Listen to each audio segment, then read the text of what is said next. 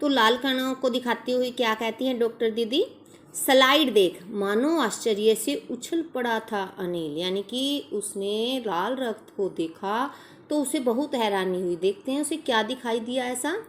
रक्त की एक बूंद में इतने सारे कण, यानी कि रक्त की एक थोड़ी सी बूंद थी और उसमें उसे इतने सारे कण दिखाई दिए, इसकी तो वह कल्पना भी नहीं कर सकता था। वह बोला, इन्हें देखकर तो ऐसा लग रहा है मानो बहुत सी छोटी छोटी बालूशाही रख दी गई हो। यानी कि बेटा लाल रक्त कण किसके समान बालूशाही होती है, खाने की मिठाई। तो वो बालूशाही जो कैसी होती है, दोनों साइड से चारों तरफ से उठी हुई होती है, ऊपर से और नीचे से बीच में से दबी हुई होती है। तो इसी प्रकार उसे इस प्रकार के रक्त दिखाई दिए जो चारों तरफ से तो ऊपर उठे हुए थे और नीचे से बीच में से दबे हुए थे। तो इस प्रकार के उसे कण दिखाई दिए। हाँ, दीदी बोली, लाल कण बनावट में बालूशाही की तरह ही होते हैं। तो लाल कणों की बनावट कैसी होती है, बालूशाही के जैसी होती है। गोल और दोनों तरफ से अवतल, अवतल यानी बीच में से दबे हुए, यानी कि गोल गोल होते हैं बिल्कुल, जो आप अपनी इसमें तस्वीर में देख रहे हैं ऊपर कि पूरा गोल है और बीच में से एक खड्डा हुआ है उसके अंदर, यानी कि दबे हुए हैं ये। इसी तरह की बालूशाही होती है, खाने की जो मिठाई होती है। तो ये लाल रक्तकण भी यही होते हैं। रक्त की एक बूंद में इनकी संख्या लाखों में होती है। एक बूंद में इनकी संख्या लाखों में होती है और हमारे शरीर में तो 15 लीटर खून होता है, तो उसमें कितने कण हो सकते हैं, अंदाजा लगा सकते हो।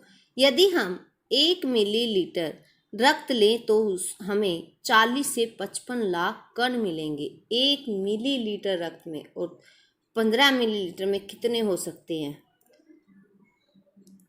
इनके कारण ही हमें रक्त लाल रंग का नजर आता है। ये जो कण है इनके कारण हमें ये लाल दिखाई देता है। ये कण शरीर के लिए दिन रात काम करते हैं। यानी कि इनका काम क्या है, अब लाल रक्त कणों का हम काम देखेंगे।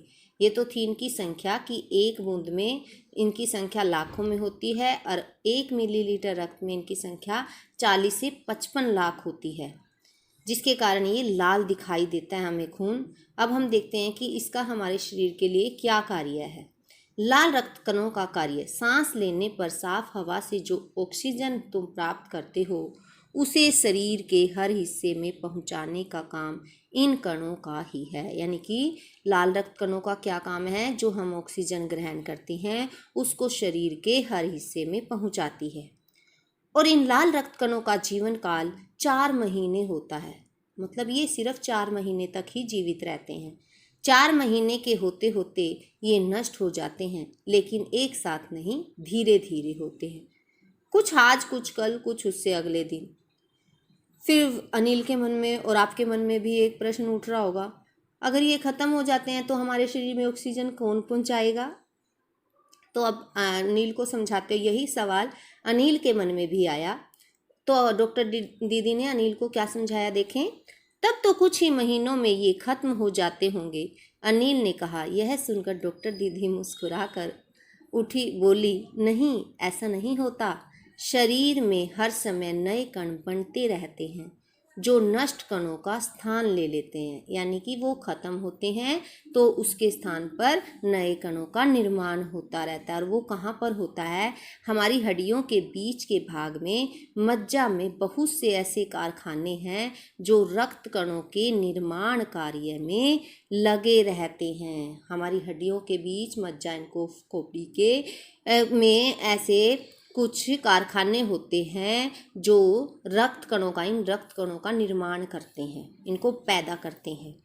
इनके लिए कारखानों को प्रोटीन, लौह तत्व और विटामिन रूपी कच्चे माल की ज़रूरत होती है।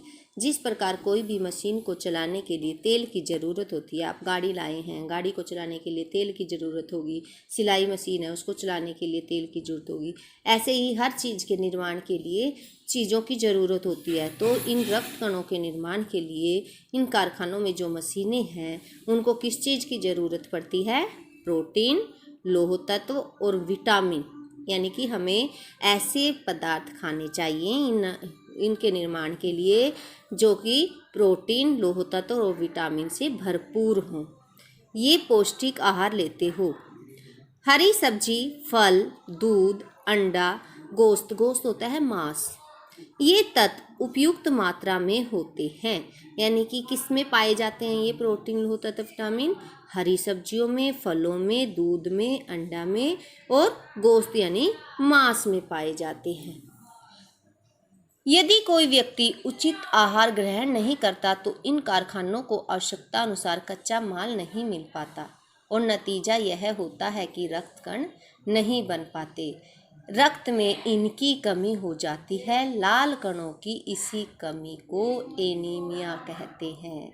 तो पता चला बच्चों एनीमिया क्या होता है, यानी हमारे शरीर में जो दूसरे भाग के लाल रक्त कण हैं उनकी कमी से एनीमिया होता है। और उसकी कमी को दूर करने के लिए हमें क्या खाना चाहिए?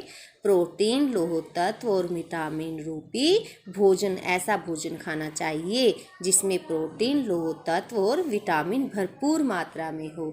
और ये किस में पाए जाते हैं?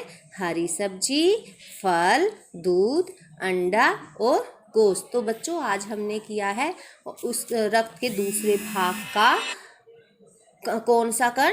लाल कण के बारे में। हम अगले अपनी ऑनलाइन कक्षा में पढ़ेंगे सफ़ेद कण और बिंबाणुओं के बारे में कि वो क्या होते हैं।